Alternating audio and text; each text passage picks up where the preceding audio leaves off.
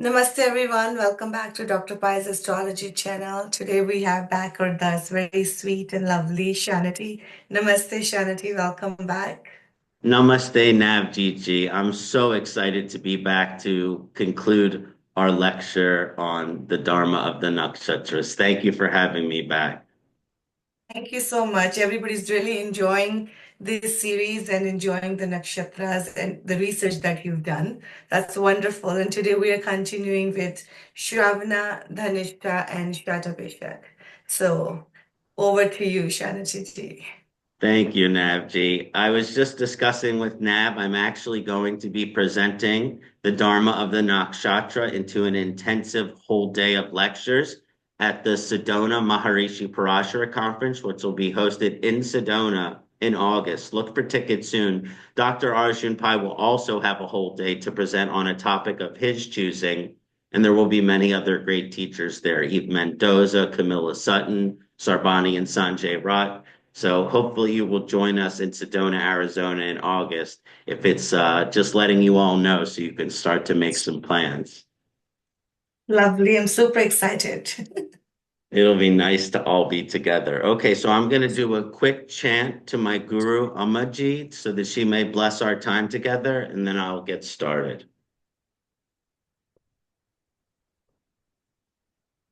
Oh, oh.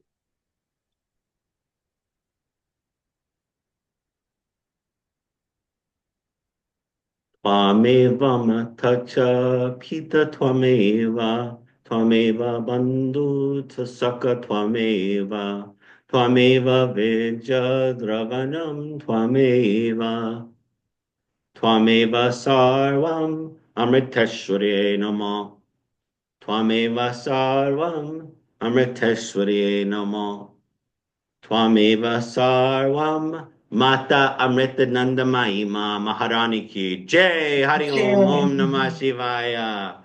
Namaste, everyone. So excited to be back here. Let's start with Shravana Nakshatra. So, Shravana, as we get into these Capricorn Nakshatras, you'll notice some themes that are coming out about career, finances, prosperity, and the expansion of Artabhava, our relationship with the material world. Now, Shravana Nakshatra is in the heart of Capricorn and starts at the 10th degree and goes to 23.2 degrees of Capricorn. It is influenced by the moon, Chandra, and its symbol or meaning is the ear because Shravana means to listen or to hear. And the common deity I like to associate with this nakshatra is Vishnu. Now, understanding Shravana and the Dharma of Shravana Nakshatra, it's important to understand that it's a lot deeper than success in career. I mean, it usually can have that effect, but that's not really what it's about. The Shravana Dharma is really about preservation because we have Vishnu's influence, we have Capricorn's influence. So understanding the Dharma of Danish of Shravana Nakshatra is preservation.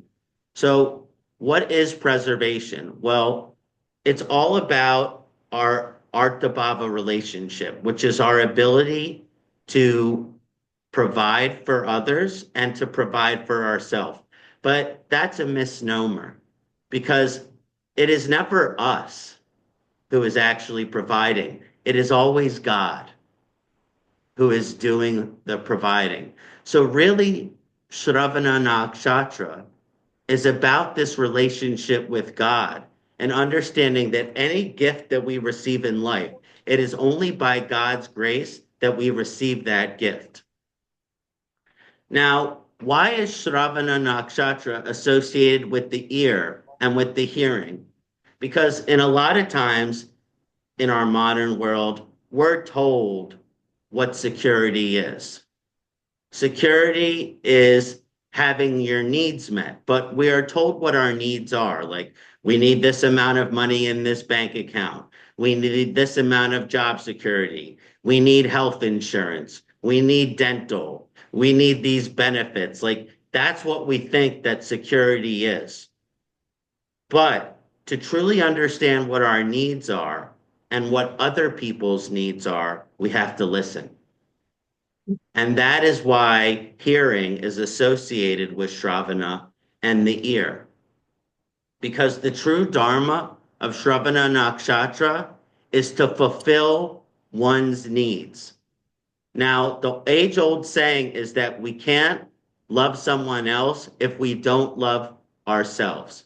We also can't take care of someone else if we can't take care of ourselves.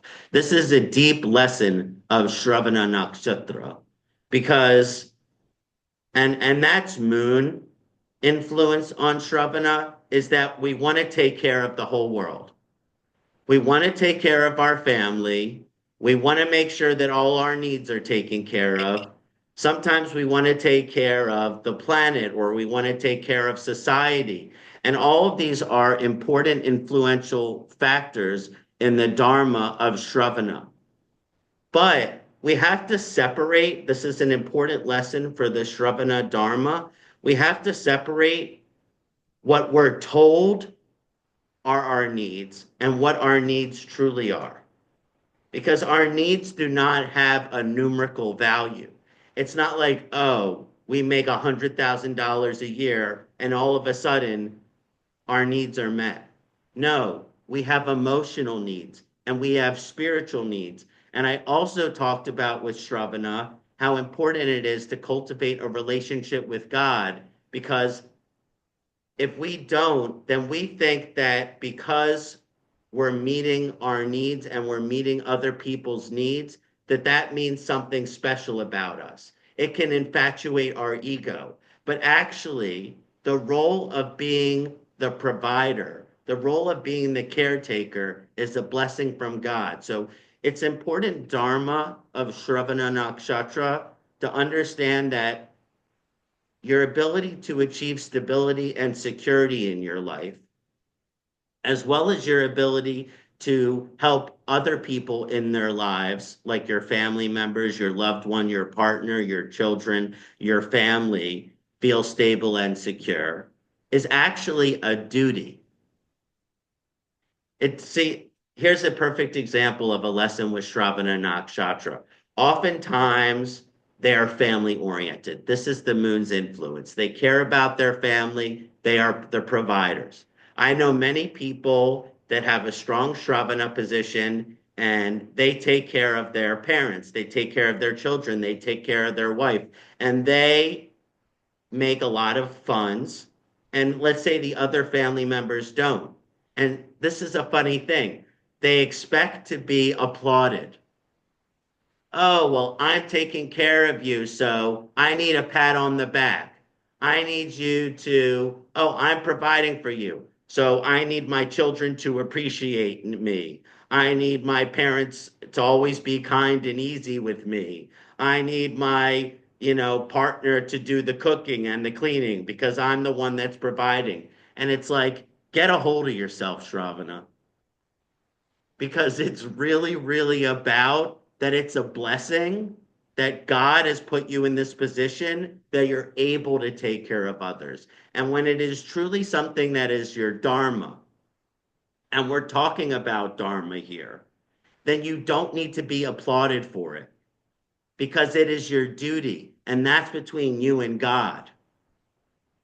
You don't need to get a cookie every time you are able to provide a meal for your family. You don't need to get, all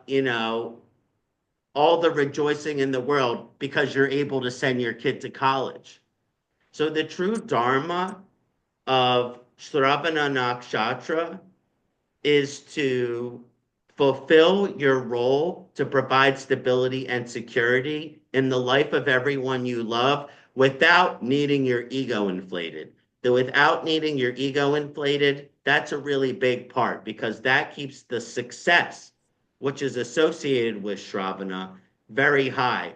If you're doing something because you want to be applauded for it, the Dharma of the Shravana Nakshatra will not be activated unless success is guaranteed. So you might be watching this video and say, I'm Shravana and I'm not wealthy. Well, it's not necessarily about money because it could be in all different houses. But if you want the Shravana Karma Palam, the fruit of Shravana Nakshatra to be activated, you have to do what you're doing out of the duty, out of the goodness of your heart, not because you want something in return. So this is important. Now, when we get associated with the ear of Shravana Nakshatra, we have to listen to our needs here, right? So one of the things that's common with Shravana, for example, is that they can be workaholic. They can be addicted to the job. They could be addicted to finances. They could be addicted to the material side of life. But it's to truly listen to your heart because of the moon's influence here and listen to your soul about what your needs actually are. And these needs might not be as material as you would think, right? So it's important to understand this concept, to understand that the needs might not be as material as you think. Like, first of all, if you're working all the time, are you there to have dinner with your family? See, we can think that we need to work so hard and do all these things and focus on our 10th house energy and the material work, and we're at work 18 hours a day. But are you there to spend time with your children? Are you there to spend time with your wife or husband? How about your parents who took care of you, who gave you stability and security in your life? Well, you can't just ignore them because you're successful. That goes against the Dharma of Shravana Nakshatra. So it's really also about understanding that we have to listen to our needs, and it includes to be with our children and our partners. It includes to be with our parents. It includes to be with friends and have a social life too. It's really about the balance. See, that's the Dharma of Shravana Nakshatra. It's the balance between the material and having your other needs met too. And the true dharmically evolved Shravana Nakshatra native, yeah, they're hard workers and they're successful and all of these things. But guess what? They also are family oriented. They spend time with their parents. They spend time with their children. They have a social life. They go out on the weekends and they go to sporting events and concerts and they go to the temple. And remember, all of this is coming from God. So if you're just focusing on the material part of life and not going to temple and not going to pray and not meditating and doing tapas and doing mantra, then you are also ignoring the Dharma of Shravana Nakshatra. So before I talk about like this other aspect, which is how we take care of others, there's that important aspect of understanding with Shravana Nakshatra, which is taking care of ourselves and truly listening to what our needs are. And it's not just our jobs, career, and money. It has to do with our family and our loved ones and the social life and the balance of all of these things. Now, also in ear is listening to others. Here's the perfect example of a Shravana father. I'm a Shravana father, and my kid is graduating high school, and I really think that they should go to Harvard College because this is going to give them a great career and they will be very successful. Well, guess what? Maybe your child likes to cook. And maybe they want to work in culinary arts, right? Maybe your child is a creative type and they want to act and they want to be in play. We have to listen to what other people's needs are. We can't tell people what their needs are. You could say, oh, well, I am a businessman because I'm a Shravana person and I think that all my children should go to Harvard Business School. Well, guess what? That's not listening because then you're not fulfilling God's duty for you, which is to provide people what they need. See, there's a big distinction here between helping other people with what they need versus what you want for them. So the true Dharma of Shravana Nakshatra is to listen to your wife, You might like to go to the football game, but she wants to go to the orchestra. So you take her to the orchestra. That is a good Shravana partner. You want to go to the business school. You want your child to go to business school, but they want to go to acting or culinary school. Send them to acting or culinary school. That is the Dharma of Shravana Nakshatra. Your parents, they're getting older, and maybe it's hard for you to be able to be present in their life and take care of them. So you're considering, because it's convenient for you, to send them away to an old person home. Well, guess what?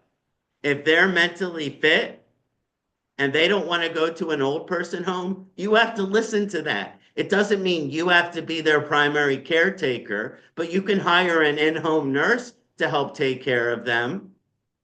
But sending them away against their will, that is the trap of Shravana Nakshatra. The true Dharma of Shravana Nakshatra is to listen and and to accept that you don't know what other people need. First of all, there's this evolution of Shravana that you have to deeply listen to yourself to understand what you need. So it's very, very important that you listen to others, because often Shravana has this opportunity to be able to give people what they want or to give people what they need. So it's the A Dharma. It's the opposite of this nakshatra's energy, to give them what you think they need. You have to listen to them and give them what they need. So again, this is how the universe is preserved through Vishnu here. But what are we really doing? We are preserving people's happiness. We are preserving people's joy. We are preserving people's faith in God. There is so much beauty in the preservation of life. But we have to, if a Shravana Nakshatra native, take our ego out of this situation and truly be able to focus on the devotional energy for our loved ones, and being able to give them what is their true heart's desire. So that's a little bit of an elaboration on Shravana Nakshatra. I hope that was beneficial. Thank you, Kṣaṇāti. Always so beautifully explained. Love your research always. Can this be, I just a thought, can this be also applied, of course, if somebody's Shravana falls in their third house or wherever it's falling, like, the third house is also communication, right? So it's like if Sure. that falls there, then listening to people and making sure listening to their needs and instead of you just talking and blabbering. Just a thought, yeah. 100%. And actually, one of the things, if you have a strong Shravana position in some of the more challenging houses, like 3, 6, 8, 12, it's important that you would apply listening in that area, or you will deal with the suffering.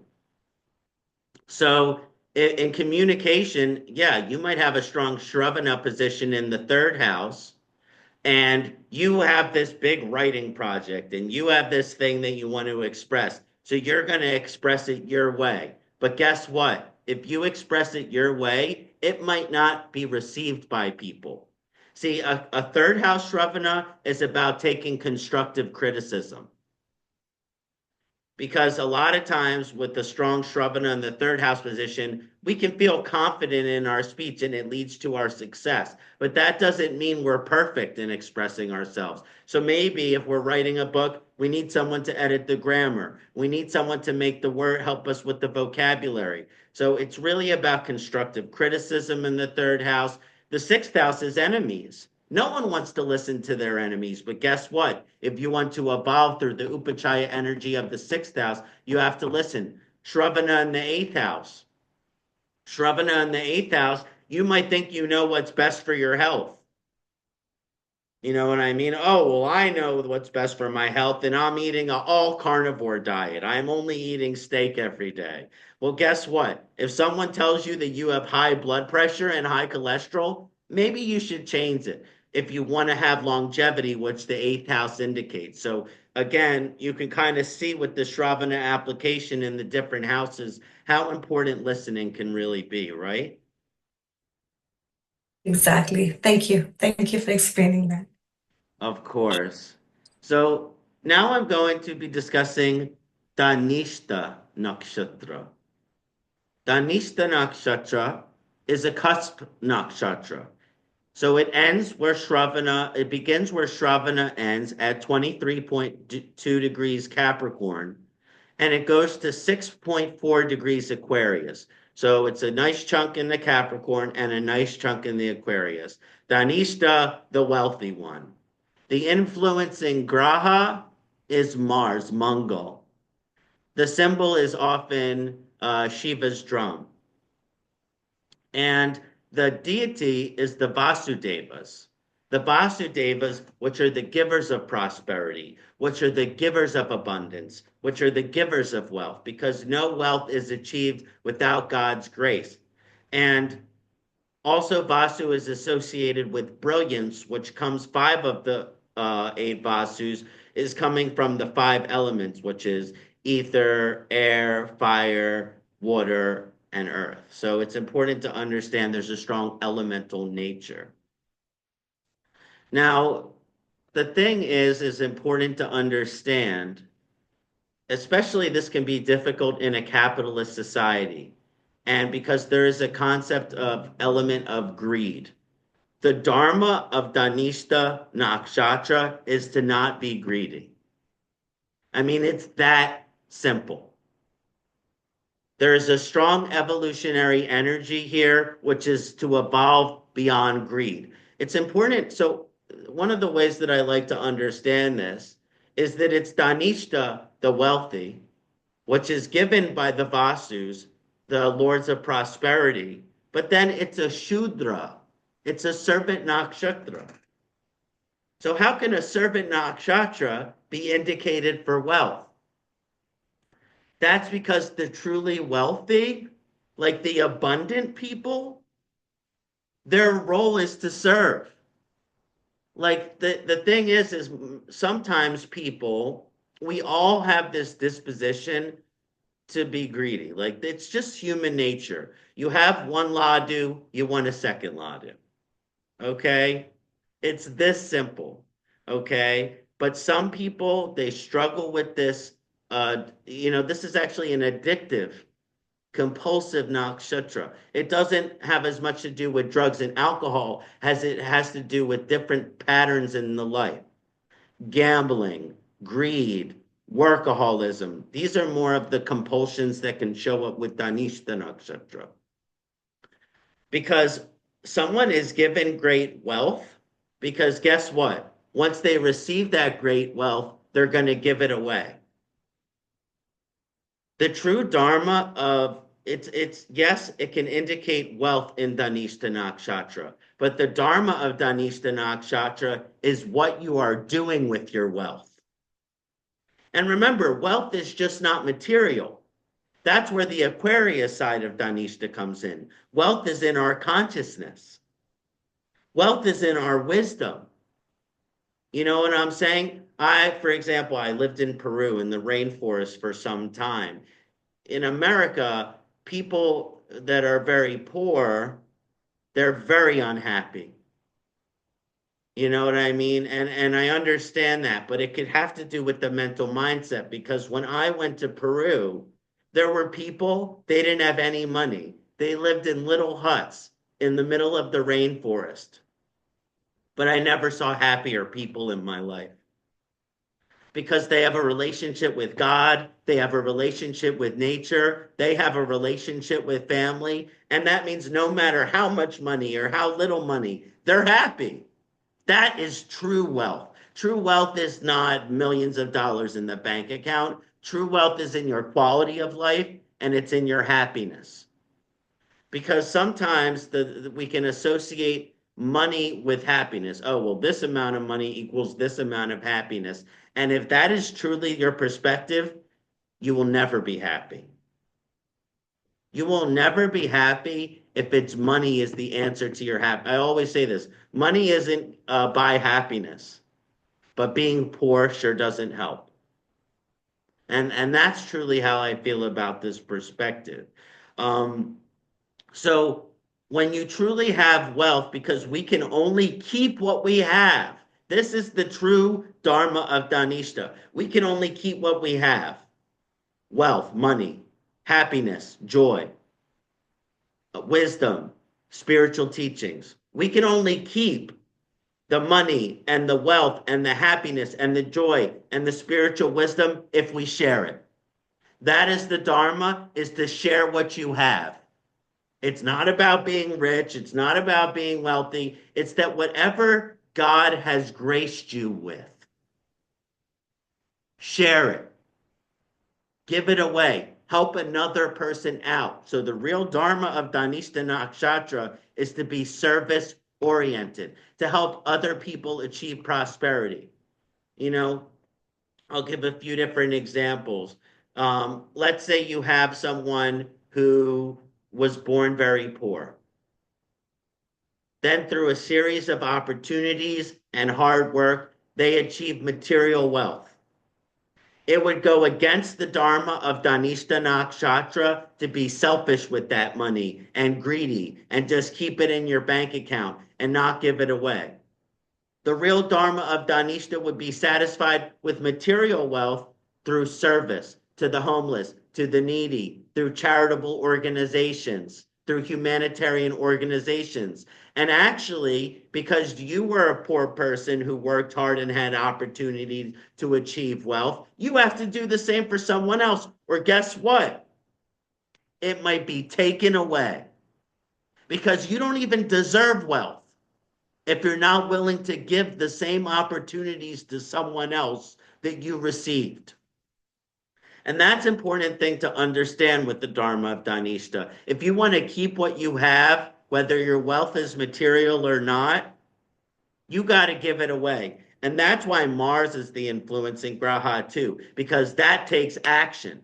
I need to develop a nonprofit organization. I need to go to the homeless shelter. I need to, help build, homes for people. I need to develop a scholarship fund so that other people who were poor like me have an opportunity to go to college or go to the university as well. It's like, what opportunities that you were given are you also sharing?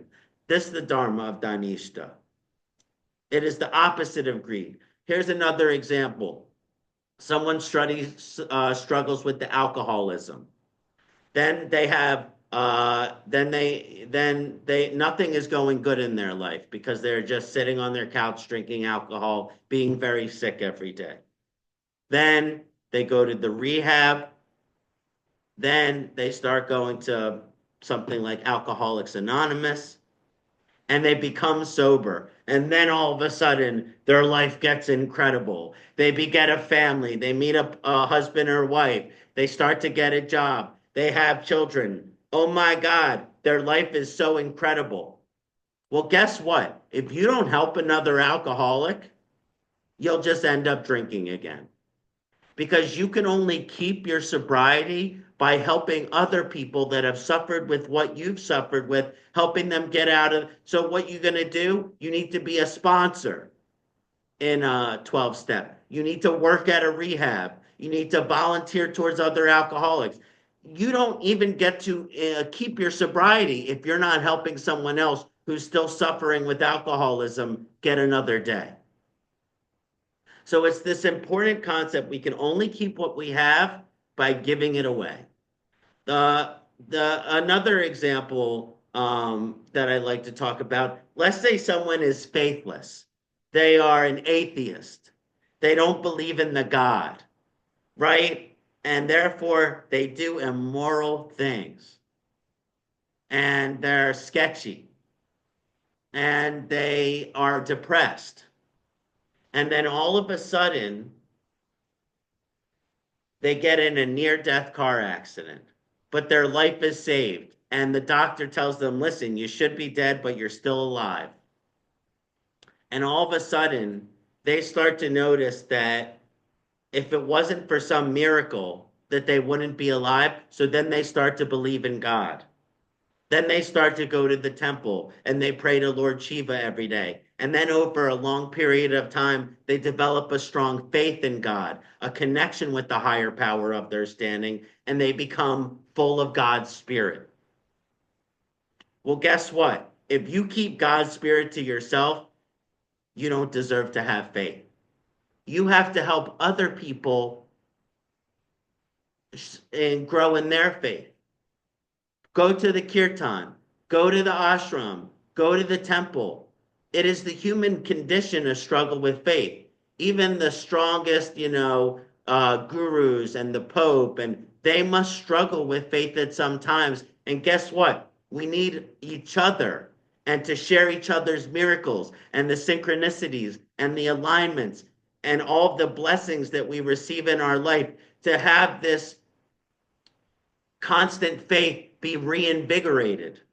So again, if you went from an atheist to believing in God, you don't have to, that's why people are missionaries. I don't necessarily agree with this, which is like you have to go convert other people, but that's why the energy is there because you didn't have faith. Now you have faith, so you want to help other people have faith too.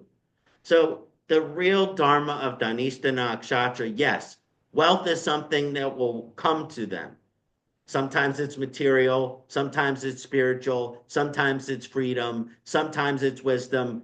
But the Dharma of Dhanishta is that you can only keep what you have by giving it away. So if you have wealth, however that wealth manifests in your life, the Dharma is to share it. Share that abundance. Beautifully explained.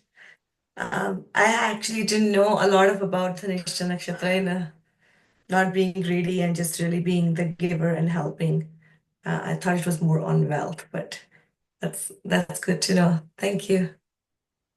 Yeah, it's like sharing all that wealth, So here's one last example. So if someone's very wealthy, I have a friend. He has a beautiful Dhanista position.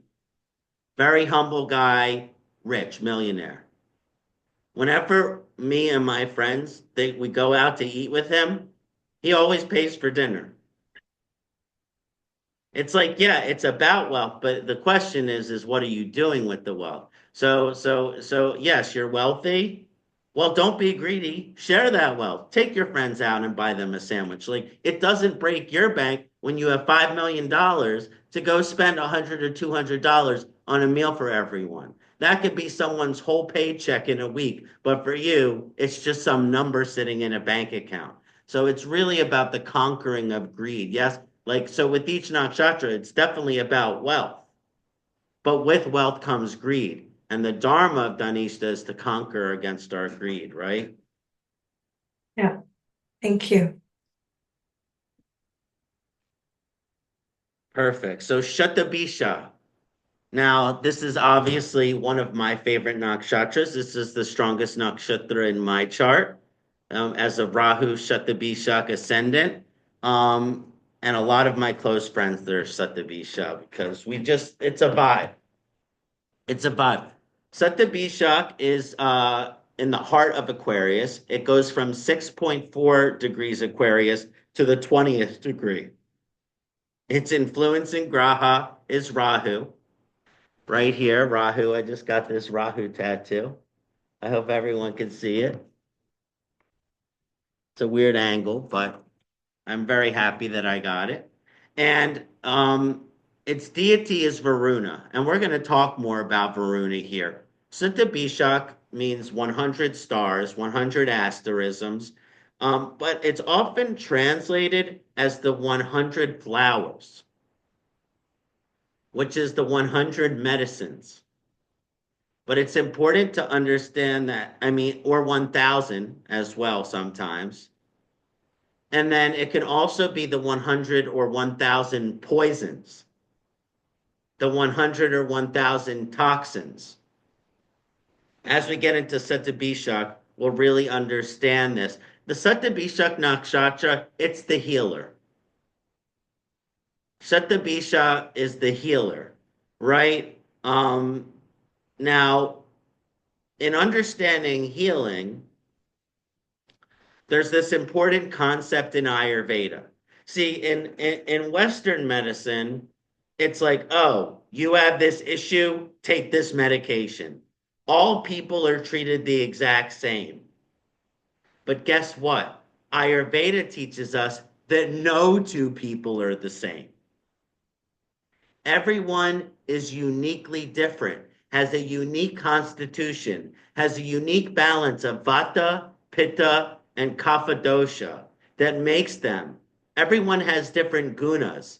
Some of us are warm, some of us are cold, some of us are oily, some of us are dry, some of us are sharp, some of us are soft. Like there's all these gunas that we learn about in Ayurveda that actually affect our body and affect our personality. So this is where the concept of the 100 medicines and the 100 poisons is formed. There's an age-old saying, which I like to use to describe Shatabhisha Nakshatra, and that's that one man's meat is another man's poison.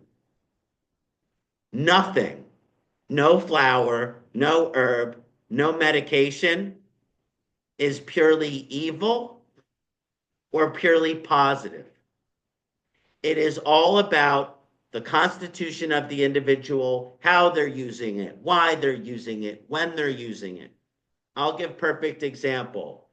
In the drugs in the street, huge problem in Philadelphia is heroin and fentanyl. We would think that this is the most evil substance because it's killing people. 3% of the world's population dies from fentanyl every year now. Right? 3 out of 100 people die from fentanyl a year. So we think that that's evil. Well, guess what? When you go get surgery and you have your leg that's broken repaired and everything around it is inflamed, and you would be in so much excruciating pain if they didn't give you morphine for your surgery. Guess what? Morphine and heroin are the same chemical. So even the most, and I get a chill.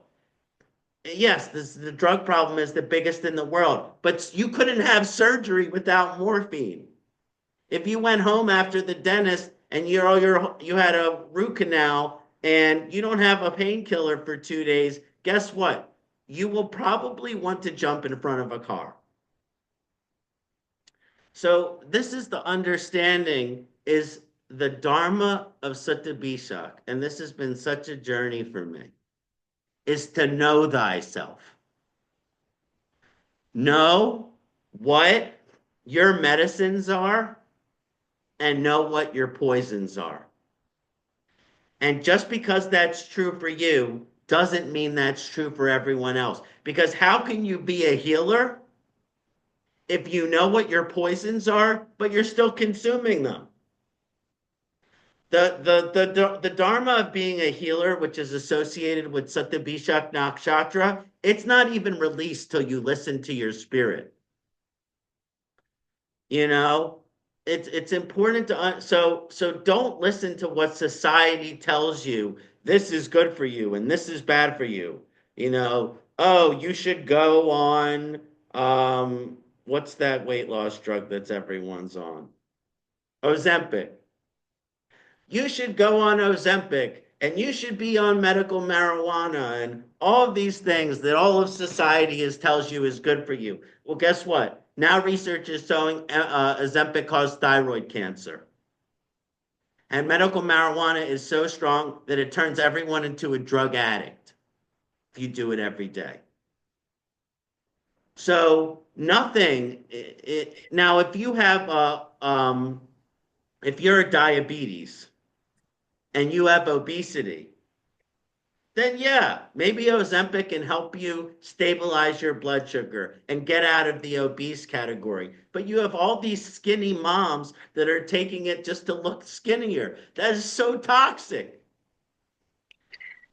Yeah, it can really, because my mom was put on it for some time before, and my mom's pretty like slim. And then when she, like that time we didn't know. And then because she had to take it, so when she was taking, she was losing like tremendous like weight. And I feel that there is a lot of side effect. Like you said, there is some sort of like cancer that happens after when people are taking it. It's really toxic, actually. Yeah. And so, and But for some people, for the diabetes, obese person, for a little while, it could be helpful. Yeah. If you have cancer and you're so sick from the chemotherapy that you can't eat, medical marijuana will give you an appetite. But everyone is using medical marijuana just to get high. So it's again all these different examples, and there's a million more. Peanut is a high protein food, which is good for the nutrition. Well, guess what? If you have a peanut allergy, it will kill you. So to really investigate and be honest with yourself about, regardless of what other people tell you, regardless of what society says, this thing in my life is a medicine or a poison. And guess what? It's not just food and drugs. People, right? Some people are medicine for us, and other people are poison. And it's important for us, if you have Shatabhisha, to be a healer. You can't surround yourself with toxic people because they'll poison you before you can heal them. So it's important with Shatabhisha to protect yourself, which is to know yourself, which is to know that this food is not medicine, which is to know that this person is medicine, which is to know that I should be sober and not, doing drugs. Like all of these different lessons are very, very strong in Shatabhisha, which is Shatabhisha wants to lead people to purity. And a lot of times with purity, we think that it's an additional thing, which means, okay, well, I want to become more pure. So I need more CoQ10. I need more kombucha. I need more. It's purity is not about what you're adding to your life. It's about what you're subtracting that's toxic.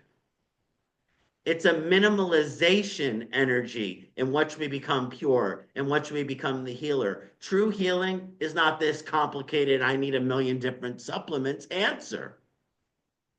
It's very simple. I just need to be healthy and have a good relationship with myself.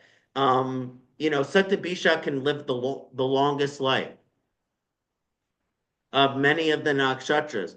So this is why they have to have a very deep understanding of what's good for them and what's bad. Um, the number one cause of disease in Ayurveda, Charak, the great Ayurvedic scholar, wrote this. The number one cause of disease is prajnaparad, which means crimes against wisdom.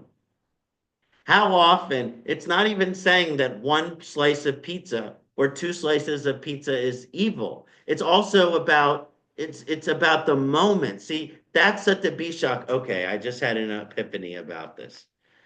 The true Satyabhishak Dharma is to be present in the moment and be a clear enough channel or vessel so that in the moment you can listen to your consciousness.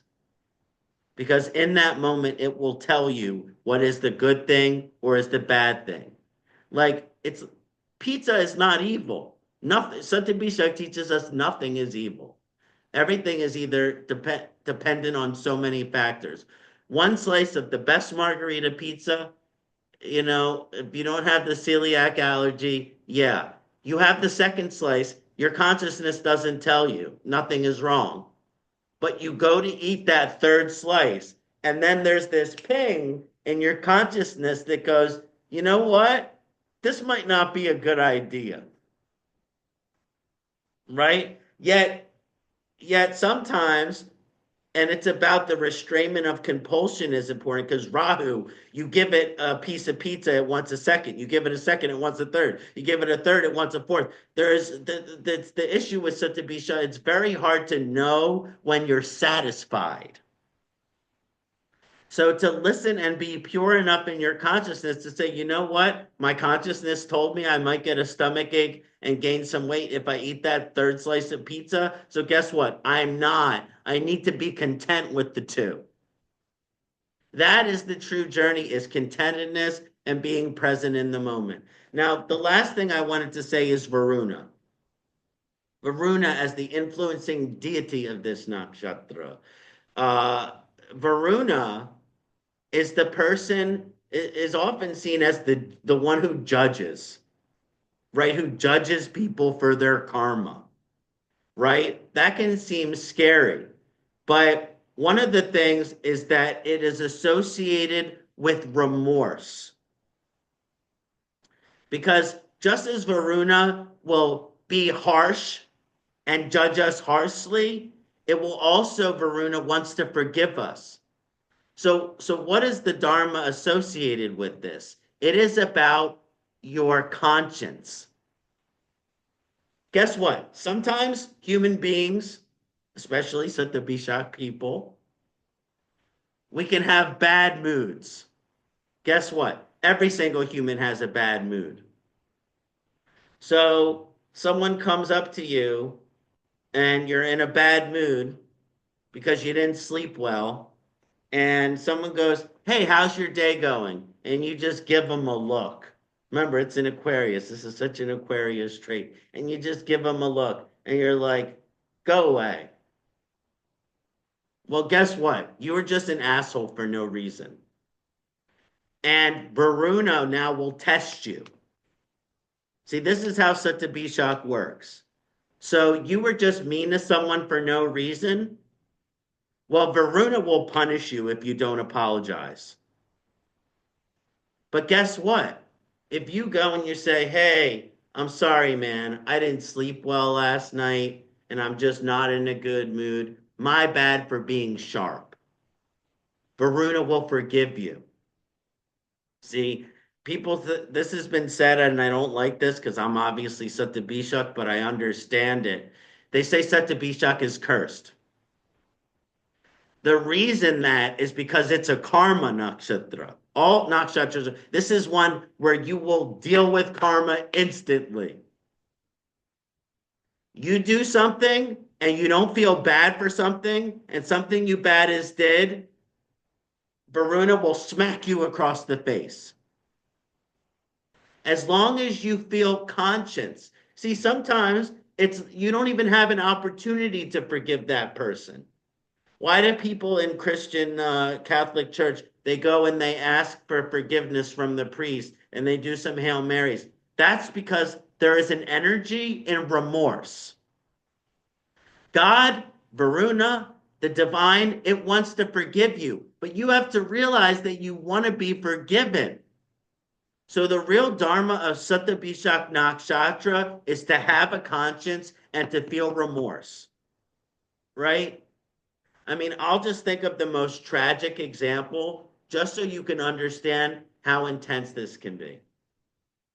Let's say that someone is driving on the road, drunk driving, and they're drunk, which means they're not thinking clearly. They shouldn't have been driving, but when you're drinking, you don't have a conscience. So this is what happens. And then they hit someone and they kill them. So tragic, so horrible. Now, the law will give them a manslaughter and a DUI, and they'll probably have to go to jail. But I'm not talking about law, I'm talking about God. If the person isn't feel guilty, if the person doesn't have conscience, the karmic consequences for that act will be devastating in this lifetime and in many lifetimes to come. Now, the person will have karma regardless of their conscience because they took someone's life. But let's say that they did that and they said, "Oh my gosh, I'm an alcoholic. I need to get sober." And they don't drink ever again. And they go to that family's person and they apologize. They pray every night begging God for forgiveness. The karmic consequence is reduced. So this is why they say, "Oh, Satabishak is cursed." It's not cursed, it's also blessed. But you will get opportunities that you have to feel guilty for. And it's important that you do feel the guilt, that you do feel the remorse, so you can ask God for forgiveness. And if there's an opportunity to make amends, which is to make things right in the life for the people that you've hurt, this is where the full potential of Shatabhisha, so you can become a healer. Because that's the true Dharma of a healer. It's not to be perfect, because no one is perfect. But to heal is to say, you know what? The things that you've done that were imperfect, it's okay. God will forgive you. Just recognize that you want to be forgiven and that you feel guilty because this has gone against your moral and ethical fibers. So it's really, again, the Dharma of Satyabhishak is know thyself. One man's meat is another man's poison. Having a strong conscience, seeking amends with people, and trying to understand that it's our conscience which creates our karma. So if we have remorse, Varuna will want to forgive us. But if we are narcissistic and have no remorse for our evil actions, get ready to be crushed. So I Oh, hope this was a helpful elaboration on these nakshatras. I'm so excited. really wonderful and really informative. And it's always a great learning. Thank you, Kṣaṇāti. Thank you, Navjeet. I'll be back in the next couple of weeks. We'll finish out this series and we'll do Purva Bhadrapada, Uttar Bhadra, and Revati Nakshatra. Perfect. Thank you. I hope you guys all enjoyed. Thank you so much. Namaste, Kṣaṇāti. Namaste, Navjeet.